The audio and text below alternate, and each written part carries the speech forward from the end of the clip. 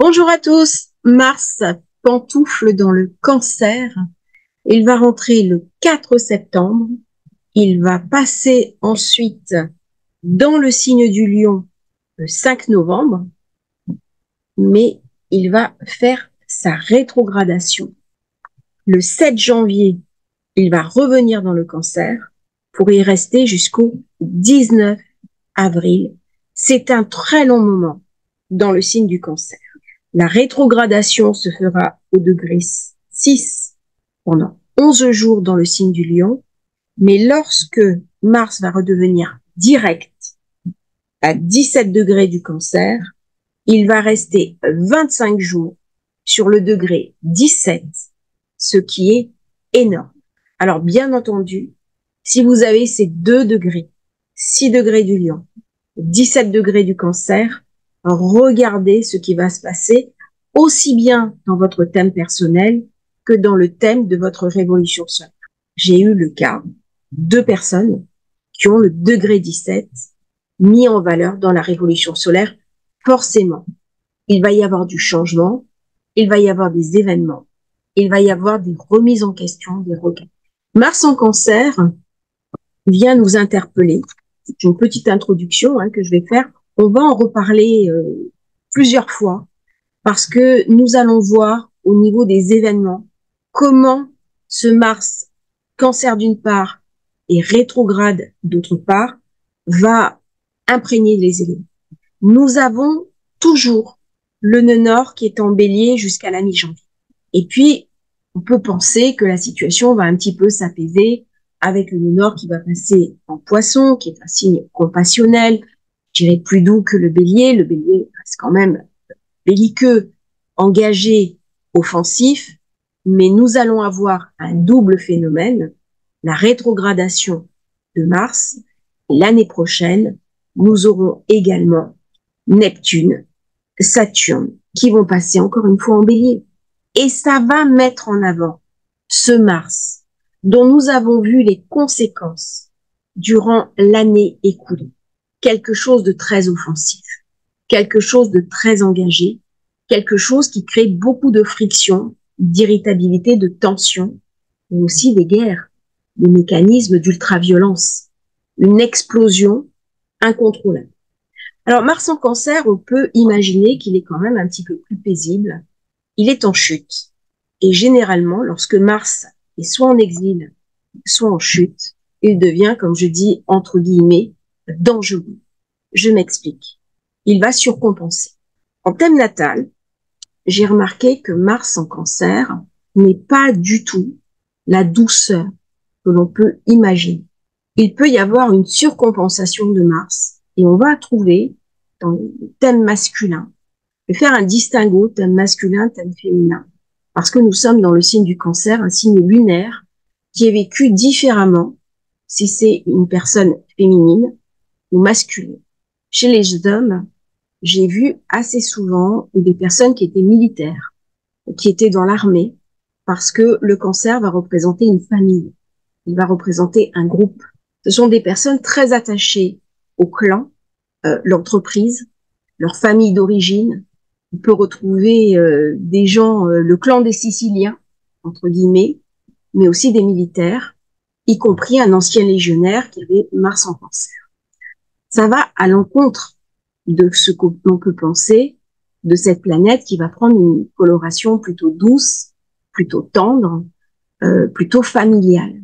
Et dans ce Mars en Cancer, l'idée de défendre la patrie, de défendre au sens traditionnel, voire rétrograde du terme.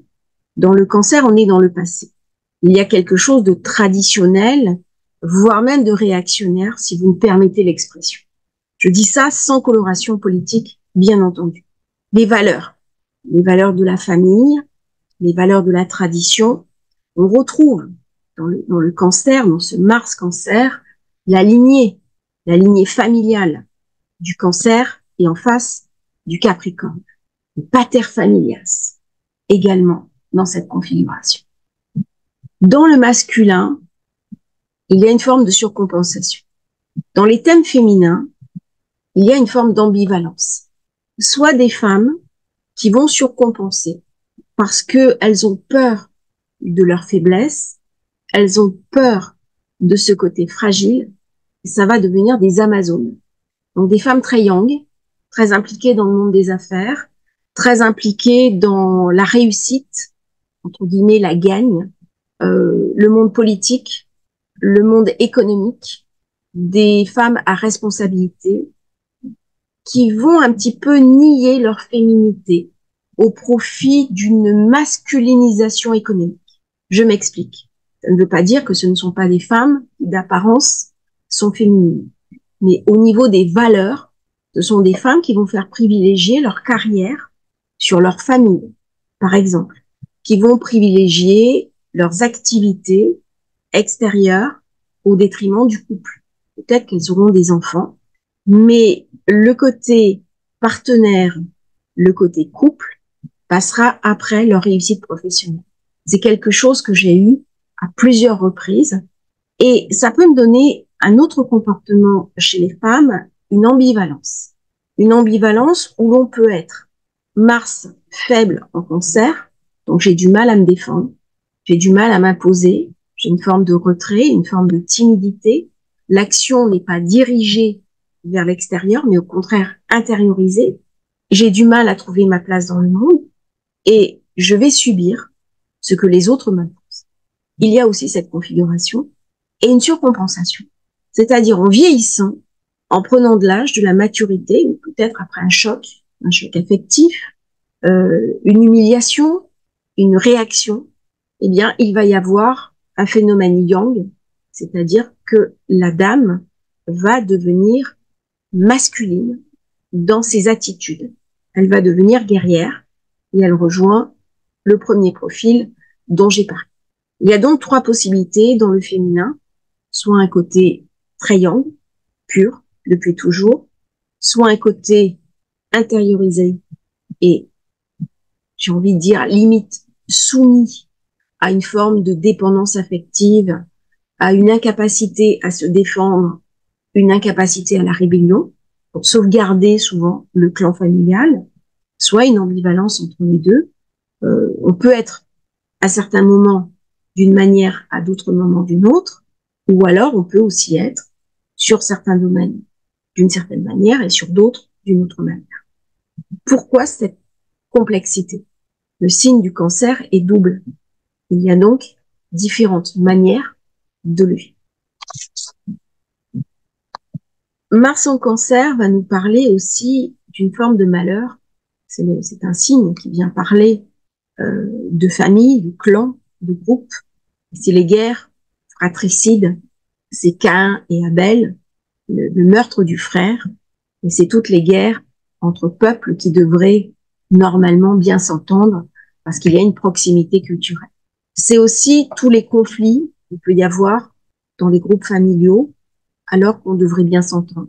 C'est les conflits entre frères et sœurs, les conflits parents-enfants, et le Cancer met en avant la notion de famille, mais pas uniquement la notion de famille protectrice, la notion de famille conflictuelle, lorsque la famille devient toxique. Dans la famille, il y a cette ambivalence. Le côté cocon, le côté protection, mais aussi le côté emprise sur ma propre vie. Lorsque j'ai des frères et des sœurs, lorsque j'ai des parents, ils s'autorisent à poser un regard sur ma vie, me donner leur avis. Jusqu'à un certain point, c'est acceptable, mais ça peut aussi empiéter sur ma propre liberté, sur ma propre manière de gérer ma vie, et ça peut me minorer. C'est-à-dire qu'à un moment donné, je peux me sentir dévalorisée, a fortiori pour les personnes qui sont célibataires. C'est moins vrai pour les personnes en couple, parce qu'elles arrivent à équilibrer. Durant cette période, va se poser aussi la question de comment la société, puisque le Cancer représente aussi le groupe social auquel j'appartiens, la démocratie, comment nous allons vivre le projet commun que je peux avoir avec une autre personne. Au niveau marketing, au niveau purement financier, c'est plus profitable pour les grands groupes que nous soyons des sociétés de célibataires. Sauf que ça crée du désespoir, ça crée de la tristesse. Alors, je ne parle pas des personnes qui sont très contentes d'être seules, mais je vois beaucoup de consultants qui ont un manque, qui m'en parlent, ou qui cherchent une épaule, une, une complicité, une famille à créer, avoir des enfants, pouvoir se projeter. Et il y a de plus en plus de difficultés à rencontrer. C'est valable tout autour du monde, pas uniquement en France. Il y a eu un effritement et dans le signe du cancer, il va y avoir une remise en question du célibat par un certain nombre de personnes qui vont s'apercevoir que leurs besoins est autre, sans tomber forcément dans de la dépendance. Il y a une différence entre avoir un projet et une dépendance affective. Ça va venir aussi me parler des conflits qui vont toucher la mère, le cancer, la lune, et l'enfant. Nous avons des sociétés qui n'arrivent plus à protéger les enfants, qui n'arrivent plus à protéger le lien fondamental mère-enfant. Les hôpitaux, l'accueil, les enfants malades, des parturientes. C'est toutes les questions qui vont être posées autour de la parentalité, des virus qui vont toucher les enfants, comme par exemple la variole du singe. Toutes les difficultés morales, mentales, autour des enfants qui sont attaqués dans des actes de guerre, dans des actes de terrorisme, qui sont pris directement pour cible, parce que fragiles et parce que impactants au niveau de la psyché collective. Lorsque des enfants sont touchés par des actes de guerre, ça impacte en nous quelque chose que les morts adultes n'impacteront pas. C'est une réalité. Il y a chez nous une perméabilité, un humanisme spécifiquement attaché aux enfants. Dans cette période, on va beaucoup parler du droit des enfants, bien sûr, mais aussi du droit des mères. Le droit des mères à disposer de leur corps, du droit des femmes, des vêtements sur les femmes. Alors, je pense notamment au burkini, interdit en Corse par le maire, au nom du principe d'égalité homme-femme, à avoir un accès au plaisir de la plage, le vêtement qui discrimine. Et l'arrêté du maire a été suspendu par le préfet, cassé par la justice. Il y avait eu aussi un arrêté à l'Anapoule. Toutes ces questions du rapport féminin à leur corps, leur corporalité, leur identité, c'est un signe qui vient parler aussi de vulnérabilité, de défense des plus faibles, de défense émotionnelle. Ça vient me parler aussi du corps de la femme en tant qu'objet de fierté ou objet à cacher. Alors, objet étant pris dans le sens où je suis propriétaire de ma corporalité en tant que personne. Bien sûr que moi, en tant que personne, je ne suis pas un objet, mais je possède mon propre corps et j'ai aussi des droits sur lui dont je peux me prévaloir. On est là dans une conception qui n'est pas juridique. Donc, pour le droit français, mon corps est indisponible. Par contre, pour les libertariens, l'approche est différente. On est dans quelque chose d'idéologique. Mars en cancer va aussi activer le scorpion, puisque Mars illumine le scorpion, et c'est très lié, parce que le cancer est un signe d'eau, Mars, c'est la difficulté, c'est la douleur, c'est la souffrance. Et ça va être très intéressant de voir, lorsque la Lune va passer en scorpion, ce qui va se passer. Durant le passage de Mars cancer, va venir me parler d'identité nationale, de racines. Ça va me parler du passé, des conflits entre cultures, des tensions culturelles, des groupes communautaristes, identitaires, où chacun va se regrouper autour de son origine, ce qui va à l'encontre de l'idée de nation. Le principe d'un État comme la France, c'est un pays un et indivisible. Et là, au contraire, Mars Cancer, il va y avoir des morcellements par rapport à des valeurs qui ne sont plus communes. Alors, c'est toujours délicat de parler de ces sujets. J'essaie de le faire avec le plus de neutralité possible, mais on va voir comment ça va s'illustrer dans les mois qui viennent, parce que avec Mars qui reste très longtemps en Cancer, toutes ces questions vont être posées au niveau des choix collectifs, des choix pour la nation, mais plus largement des choix pour nos démocraties. Il va donc y avoir des gestions de conflits de groupe, de conflits familiaux. Quand je dis familiaux, c'est au niveau des groupes d'appartenance. Au moment où Mars passe en Cancer, on va avoir bien sûr des événements soudains, une évidence, une amplification des conflits. On a un carré avec Neptune, fort à parier que des conflits qui vont venir toucher des bateaux, la mer, un conflit qui s'envenime sur l'eau, mais aussi de l'idéologie, des choses très sombres, très sourdes, avec des risques de virus, des risques de maladies, d'explosion de maladies, avec la santé qui est touchée, en particulier les jeunes enfants. Il y a une sorte de folie dans cet aspect. Alors, je parle de folie au niveau collectif, pas au niveau individuel. Si vous avez cet aspect dans votre thème, ne pensez pas qu'il y a un risque de folie. C'est pas ça. Mais au niveau collectif, lorsque j'ai des T carrés qui sont très durs comme ça, sur une configuration Uranus-Algol, il y a quelque chose de pulsionnel qui dépasse l'entendement. La période est bien entendu l'hyperémotivité. On n'arrive pas à contrôler ses affects, très grande nervosité, mouvement financier, parce que hyper émotif. Donc on n'arrive pas à contrôler ce qui se passe. Beaucoup de fébrilité, aussi bien dans le monde économique que dans le monde politique, dans le monde financier. Du coup, ça amène une période très erratique. Alors, dans cette carte, nous sommes sur le passage de l'Ingre, 4 septembre, 19h47. Mars est au 0 degré. Et il fait un carré à cet amas où j'ai Vénus, Lune noire, Nœud sud, Lune. Ça, ce sont des configurations guerrières, attentats, voire déclenchement de conflits majeurs, ici. Alors, je ne vais pas parler de la fin d'année des prochaines éclipses, hein, ça sera l'objet d'une autre vidéo, mais il y a fort à parier que lorsque Mars va arriver de nouveau au nœud sud, ce qui se fera l'année prochaine quand le nœud sud aura glissé en Vierge, parce qu'il n'y aura plus de passage Mars-nœud sud à cause de la rétrogradation. Mars va passer tout le Cancer, il va rentrer dans le Lion et il va revenir en Cancer pour revenir dans le Lion. Donc nous allons avoir essentiellement fin 2024, début 2025, Mars qui va tout pantoufler, d'une part dans le Cancer et ensuite dans le Lion.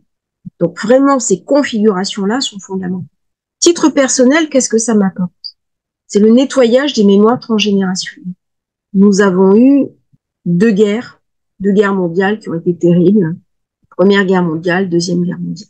C'est à la génération de Pluton en Vierge de nettoyer les mémoires de Pluton en Lion. Les Plutons en Balance n'ont pas forcément la vocation à nettoyer les mémoires. On le retrouve dans la génération Pluton Scorpion. Et on la retrouvera aussi dans la génération Pluton Capricorne. Pourquoi on fait du saute-mouton un signe sur deux? Parce que Pluton en Lion est dans un signe Yang. Il est donc tourné vers l'extérieur, la réalisation. Il ne peut véritablement transformer la société en profondeur que lorsqu'il est dans un signe Yin. Et c'est donc la Vierge, Pluton en Vierge, cette génération-là, Pluton en Lion, et après Pluton en Capricorne, qui globalement est amené à transformer ces moments. Ça ne veut pas dire individuellement que si vous êtes Pluton en Balance, Pluton en Sagittaire, vous ne pouvez pas travailler sur le transgénérationnel. C'est pas ça. C'est au plan collectif. Ce sont des générations qui sont plus à même de créer un process de nettoyage et d'y répondre positivement. Bien entendu, si vous avez Pluton en Balance, vous pouvez très bien nettoyer le transgénération. Avec Mars qui rentre en Cancer, on va regarder nos ombres, on va apurer le passé, on va venir décortiquer nos processus, un petit peu comme un serpent On va enlever des peaux de manière à guérir. Nous avons des mémoires qui sont bloquées. Et c'est très bien montré par ce quinconce Mars-Pluton. Pluton était en maison 10. Pluton qui est anarète, qui est en toute puissance. C'est-à-dire qu'au moment du passage de Mars en Cancer, Pluton sera en Capricorne. Donc là, forcément, quelques jours avant, le 4 septembre, événement soudain. C'est obligatoire. Mais plus généralement, Pluton, Mars, on va déterrer les secrets. Ça me ramène de la cruauté. Et ça ramène, bien entendu, ce que le monde est en train de vivre, savoir des guerres, de l'argent qui part pour la guerre. Groupe aussi militaro-industriel. L'armement, c'est le bélier. Mais on va parler du complexe militaro-industriel. Dans le Capricorne, le groupe, la structure, les contrats, bien entendu, balance. Mais le concept même, c'est Cancer. Et ce que l'on vend, c'est Bélier, c'est Mars, c'est de l'armement. On voit bien comment ces planètes, que ce soit Mars, Pluton et Lune, agissent au plan de la globalité. C'est une période, a fortiori quand Mars va devenir rétrograde, pour aller apurer les fantômes du passé. J'ai des choses qui sont bloquées dans mon inconscient, au niveau familial, au niveau transgénérationnel, bien sûr. C'est le moment, comme chaque fois qu'il y a des crises, il y a des grands carrés, c'est le moment idéal pour travailler sur soi, pour travailler sur ses ombres. Les ombres, c'est Saturne, dans le signe du Poisson, et il nous apporte de la pertinence pour aller nettoyer ces fantômes qui hantent mon passé, qui hantent ma mémoire, du grand-père qui n'est jamais revenu, qui est revenu gazé de Verdun. Là, je parle de mon propre grand-père, ou ceux qui ont été déportés, ou ceux également qui ont tué des gens. Il y a les deux. Nous sommes les enfants, soit des bourreaux, soit des victimes, soit des deux. Parce que au regard de l'histoire, eh bien, les générations futures héritent de ce qu'elles peuvent. Et ça peut engendrer une culpabilité. Bien sûr, si j'ai eu une grand-mère résistante, c'est plus facile que d'avoir eu un grand-père collaborateur. Mais je peux très bien avoir eu les deux. Et je suis la réconciliation. C'est-à-dire que chaque génération qui arrive, qui renaît, est là pour apporter un apaisement d'un passé qu'on doit ramener à sa juste place. Si je vis en permanence dans le passé, je ne peux pas m'ouvrir à l'avenir. Et cette longue rétrogradation de Mars m'invite aussi à faire le point, à aller nettoyer ce qu'il y a à nettoyer, avant que Uranus passe en Gémeaux, puisque là, il va être complètement tourné vers l'avenir. Et pour aller sereinement vers l'avenir, eh bien, il faut que je nettoie le passé.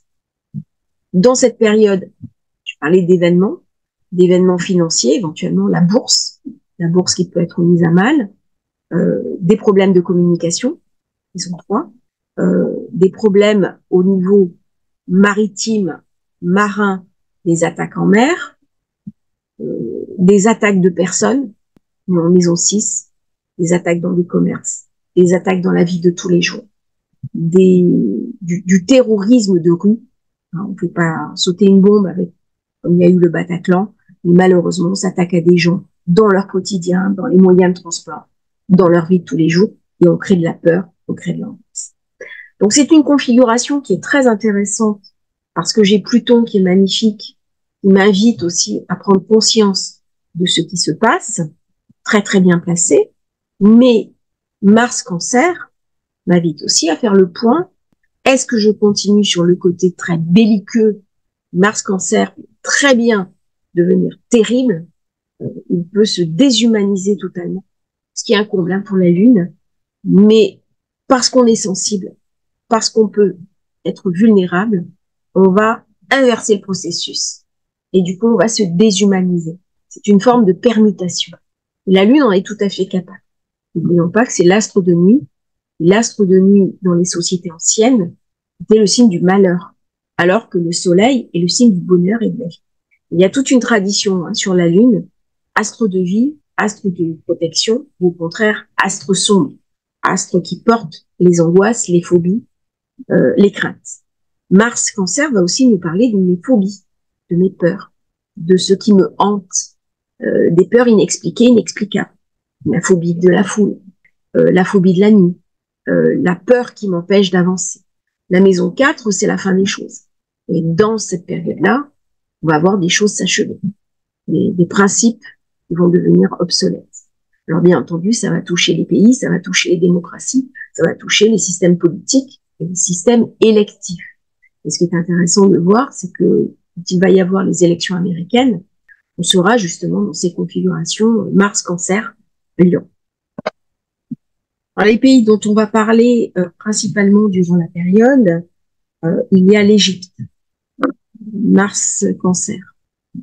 Et actuellement, l'Égypte, il y a de grosses tensions dans les accords tentés d'être signés sous l'égide des États-Unis, Israël, Hamas, Égypte, à propos du corridor de Philadelphie, qui est une zone tampon entre Gaza et l'Égypte. Il est possible que ça ravive des tensions dans la zone. Le Mali, avec des mouvements terroristes qui vont se renforcer, le Pakistan, l'Inde, tous ces pays, Mars Cancer. Le Yémen, c'est là où on a les brigades Houthis, qui sont des brigades sous l'égide de l'Iran qui attaquent Israël. L'ONU, c'est intéressant parce que l'ONU est concernée par Mars en Cancer. Et ensuite, on a plusieurs pays d'Afrique, l'Angola, le Nigeria, le Rwanda, la Mauritanie, l'Afrique du Sud, le Bhoutan, et un pays, bien sûr, de l'Asie du Sud-Est. Donc, on va voir, dans les temps qui viennent, ce qui va se passer au niveau de ces pays, avec Mars, qui va venir activer cette zone clé qui est leur Mars natal de leur thématique. Donc, c'est très intéressant de faire un comparatif entre ce qui se passe au niveau des planètes, au niveau géopolitique, et de comprendre le monde aidé par l'astrologie. Donc, on dépasse un petit peu le cadre personnel. C'est quelque chose que j'aime beaucoup faire pour essayer de regarder comment un influx astrologique va créer une énergie, et que cette énergie va s'appliquer dans notre monde de tous les jours. J'espère que cette vidéo vous aura intéressé. N'hésitez pas à liker, à vous abonner à la chaîne. Vous avez une newsletter que vous recevez tous les jours, tous les 2 jours, avec plein de conseils pratiques. N'hésitez pas à vous abonner, c'est entièrement gratuit. Vous avez le lien dans la description. Je vous remercie, à bientôt pour un autre partage sur Astrologie Facile.